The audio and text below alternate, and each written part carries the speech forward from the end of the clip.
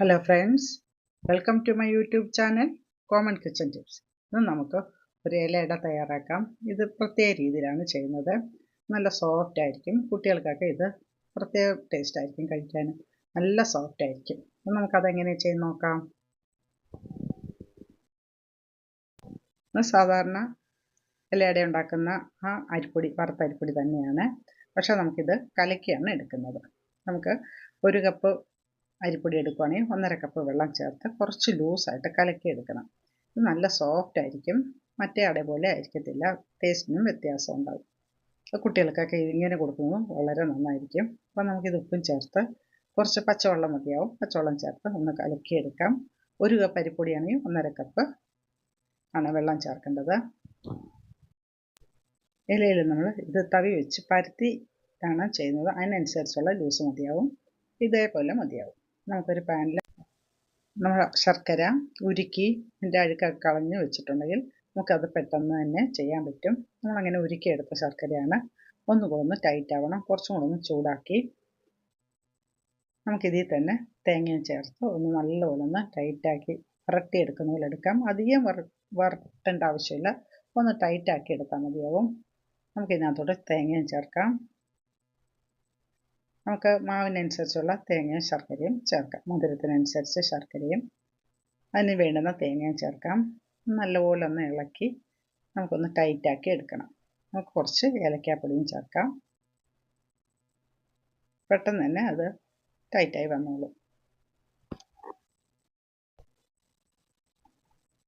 ചിലവർ ശർക്കര ചീകി തന്നെ ഇടും. നല്ല ശർക്കരയാണെങ്കിൽ അങ്ങനെയും ചെയ്യാം. പക്ഷേ ഇത് നല്ല ശർക്കരയാണ്. ഇപ്പോൾ അഴുക്കൊന്നുമില്ല. നമ്മൾ നല്ലപോലെ നല്ലൊരു തിളപ്പിച്ചെടുക്കുന്നതായിരിക്കും നല്ലത്. നമുക്ക് ഏലക്കാപ്പൊടിയും ചേർത്ത് ഒന്നുകൂടെ നല്ലപോലെ ഇളക്കി ഒന്ന് ടൈറ്റാക്കി എടുക്കാം. നല്ലപോലെ ഒന്ന് മുറുകി വന്നിട്ടുണ്ട്. ഇത്രയും മതിയാവും. നമുക്കിത് തണുക്കുമ്പോഴത്തേക്ക് കട്ടിയായിക്കോളും. ഇലയൊന്ന് നമുക്ക് ഒന്ന് വാട്ടിയെടുക്കാം.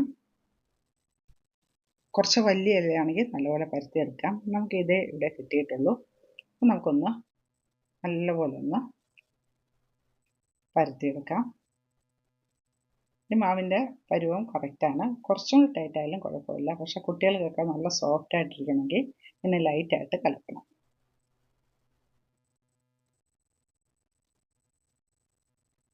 നമുക്കിനി ശർക്കരയും തേങ്ങയും കൂടെ വരട്ടിയെടുത്തതും വയ്ക്കാം. ഇതിനകത്ത് കശുവണ്ടിയൊക്കെ ഉണ്ടെങ്കിൽ ചേർത്താലും നല്ലതായിരിക്കും. നമ്മൾ ഏലക്ക മാത്രമേ ചേർത്തിട്ടുള്ളൂ. നമുക്കിനി ഇത് മടക്കിയെടുക്കണം. ലൂസായതുകൊണ്ട് മടക്കുമ്പോൾ നമ്മൾ ശ്രദ്ധിക്കണം. മറ്റേ അട പോലെ അത്ര പെർഫെക്റ്റായിട്ട് അങ്ങനെ കറക്റ്റായിട്ട് വരില്ല. കുറച്ച് സോഫ്റ്റ് ആയിട്ടിരിക്കും. പക്ഷെ നല്ല ടേസ്റ്റ് ആയിരിക്കും. നമുക്കങ്ങനെ ഇങ്ങനെ പരത്തി എടുക്കുന്നത് കൊണ്ട് മാവ് കുറച്ച് ലൂസ്, കുറച്ചും കൂടെ ടൈറ്റ് ആയാലും കുഴപ്പമില്ല. ഇത് കുട്ടികൾക്കായതുകൊണ്ടാണ് കുറച്ചും കൂടി ലൂസാക്കിയത്. നല്ല സോഫ്റ്റ് ആയിരിക്കും ഇത്. നമുക്കങ്ങനെ എല്ലാം ചുട്ടെടുക്കാം. നിങ്ങളിങ്ങനെ ഒരു പ്രാവശ്യം ചെയ്ത് നോക്കണം. ഇതിന് പ്രത്യേക ടേസ്റ്റ് ആയിരിക്കും.